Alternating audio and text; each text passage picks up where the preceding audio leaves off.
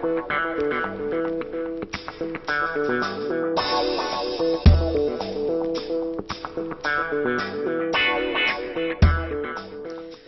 en 1998, Histoire de Pain s'est récemment modernisé et a adopté un nouveau concept. Nouveau positionnement, nouvelle identité visuelle, nouveau design.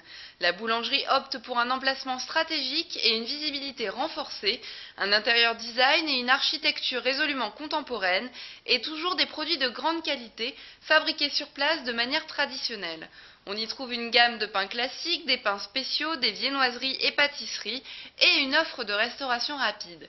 Entre modernité et tradition, l'enseigne s'adapte aux évolutions du marché et répond aux attentes des consommateurs.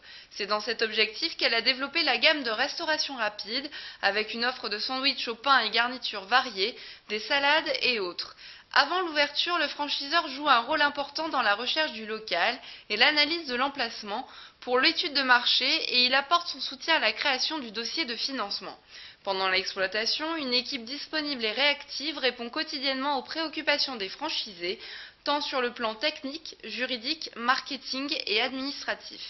Les franchisés sont formés aux techniques de fabrication, d'exploitation et de vente dans les points de vente pilotes, puis dans leur propre boutique.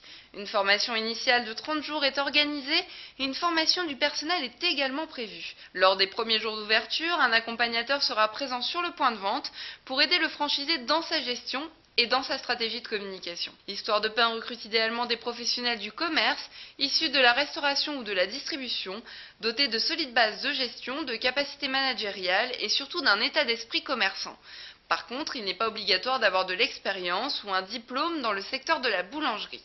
Pour devenir franchisé Histoire de Pain, un apport personnel de 90 000 € est demandé.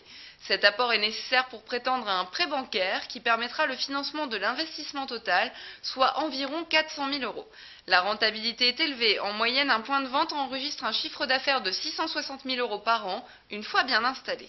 Le point de vente sera situé dans un emplacement numéro 1 ou bis, sur un axe routier dans le cadre d'un magasin principal, ou en centre-ville et quartier résidentiel dans le cadre d'un point de vente satellite.